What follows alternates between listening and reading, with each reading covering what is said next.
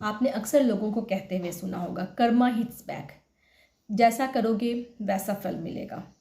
क्या सच में कर्मों का हमारे जीवन पे इतना ज़्यादा असर होता है?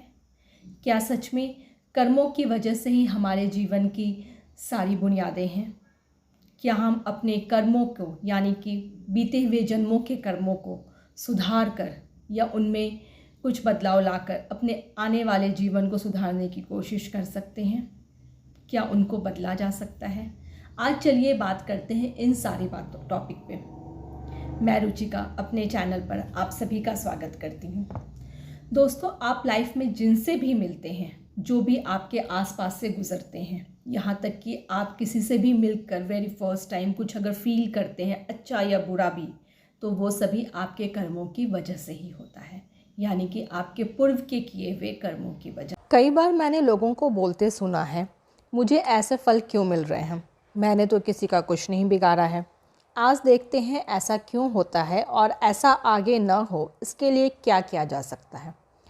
कर्मा, जैसा कि आप सभी जानते हैं, शरीर, वाणी और मन से की गई सारी क्रिया कर्म के अंतर्गत आती है। जी हाँ, मन से भी, अर्थात आपके मन में किसी के लिए कोई विचार उत्पन्न हुआ, वो भी कर्म बन जाता है। कर्म के प्रकार क्या क्या हैं? हमारे ग्रंथों में और संतों के अनुसार कर्म को 3 भागों में बांटा गया है। सबसे पहले बात करते हैं संचित कर्म पर। संचित कर्म क्या होता है?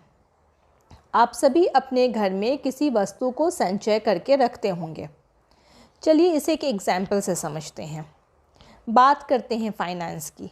आप सभी हर महीने कुछ सेविंग्स करते हैं और पुराने सेविंग्स में आने वाले हर मंथ के सेविंग्स को ऐड भी करते हैं।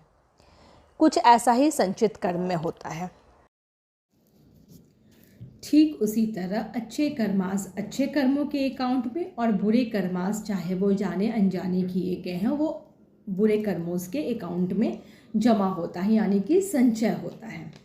इसे ऐसे भी कह सकते हैं कि अनेकों जन्म के पूर्व कर्मास, यानी कि पूर्व जन्म के जो पूर्व कर्मास हैं, और इस जन्म में यानी कि प्रेजेंट में आप जो भी कर्म कर रहे हैं वो भी जाके वहाँ एकत्रित हो जाता है। इन समरी आप कह सकते हैं कि खुद के किए हुए कर्मास, चाहे वो पाप हो या पुण्य, वो सारे जब एकत्रित होते हैं, चाहे वो कि पूर्व के कर्म के किए हुए कर्मास हों या इस जन्म के किए हुए कर्मास हों, वो सभी जब एकत्रित होते हैं तो वो संचित कर्मा कहलाते हैं। प्रारब्ध कर्मा, हमारे जन्म से पूर्व हमें किसके घर जन्म लेना है, हमें आगे भविष्य में किससे विवाह करना है, ये सब हमारा प्रारब्ध कर्मा के अनुसार निर्धारित होता है। हमारे किए हुए संचित कर्मा में से थोड़ा सा अंश मात्र निकालकर प्रारब्ध कर्मा का निश्चय किया जाता है। जो कर्मास जो हमारे नियंत्रण में नहीं है, जिसका चयन करना हमारे नियंत्रण में नहीं है, वो हमारे प्रारब्ध कर्मा के अनुसार हमें मिलते हैं। यानी कि आप कह सकते हैं कि वैसे कर्मास जो हमारे नियंत्रण में नहीं है, जो कि पूर्व से निश्चित है, पूर्व से निर्धारित है, वो प्रारब्ध कर्मा के अंतर्गत आता है।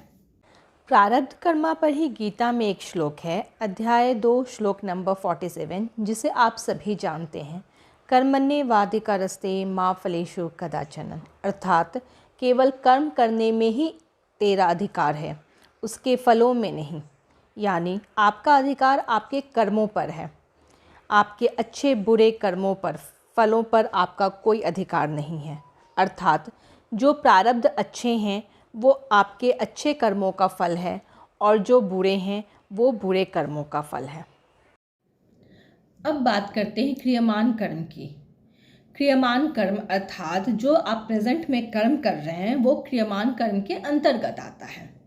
कई बार आपने लोगों को कहते सुना होगा कि क्या कर सकते हैं अब आगे, क्योंकि भाग्य में हमारे यही लिखा था। बहुत लोग ऐसा भी करते हैं कि अपने भाग्य के भरोसे अपने कर्म को छोड़ देते हैं। क्या आप जानते हैं कि क्रियमान कर्म में काम करते वक्त आप अपने भाग्य को भी बदल सकते हैं? जी हाँ, आप अपने प्रारब्ध को भी बदल सकते हैं। एक व्यक्ति में इतनी क्षमता होती है कि वो अपने कर्म से, अपने कर्तव्य से, अपने कर्मों में बदलाव लाकर अपने भाग्य के फलों को भी बदल सकता है, और ये हमारा क्रियमान कर्म के अंतर्गत आता है। अच्छा, सपोज किसी की शादी ऐसे घर में होती है जहाँ उसके पति से उसको बहुत परेशानी होती है या उसके ससुराल में उसे बहुत परेशानी होती है। कई बार ऐसा भी आपने देखा होगा कि इन सभी चीज़ों से ऊपर निकलकर बहुत लोगों ने अपने जीवन में परिवर्तन लाए हैं। कई बार ये आपने देखा होगा कि इन सब चीज़ों से बाहर निकलकर बहुत लोग अपने जीवन में बहुत अच्छा ग्रोथ पाए हैं, क्योंकि उनके प्रारब्ध में लिखा था कि उन्हें इस व्यक्ति या इस ससुराल में जाना है, लेकिन उन्होंने अपने किए हुए कर्मों के अनुसार, अपने किए हुए कर्मों की वजह से उन्हें वक्त के साथ ग्रोथ और बदलाव हुआ उनकी लाइफ में। ठीक उसी तरह कई बार आपने ऐसा भी देखा होगा कि बहुत लोग अपने ससुराल या अपने पति या फिर अपने लाइफ में बहुत सारी परेशानियों को जूझते रहते हैं, लेकिन उससे बाहर नहीं निकल पाते हैं, क्योंकि वो सिर्फ बैठ के अपने प्रारब्ध के किए हुए कर्मों को कोसते हैं कि पता नहीं हमने ऐसा क्या किया कि हमें ये परेशानी हो रही है, ये तकलीफ़ हो रही है, और उसके से बाहर निकलने के लिए वो कोई भी कर्म नहीं करते हैं, हाथ पे हाथ रख के बैठे रहते हैं। ऐसी परिस्थिति में उनके प्रारब्ध किए हुए कर्म उन पे हावी हो जाते हैं और उसकी ही वजह से उन्हें जो भी रिजल्ट मिलता है।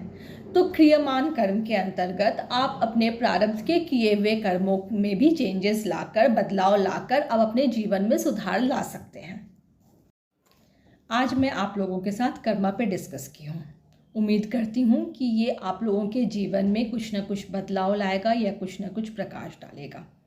अगर आपको मेरा वीडियो पसंद आया तो प्लीज़ लाइक करें, सब्सक्राइब करें और कमेंट भी करें अगर आपको कोई सजेशन देना है या कोई क्वेश्चन है।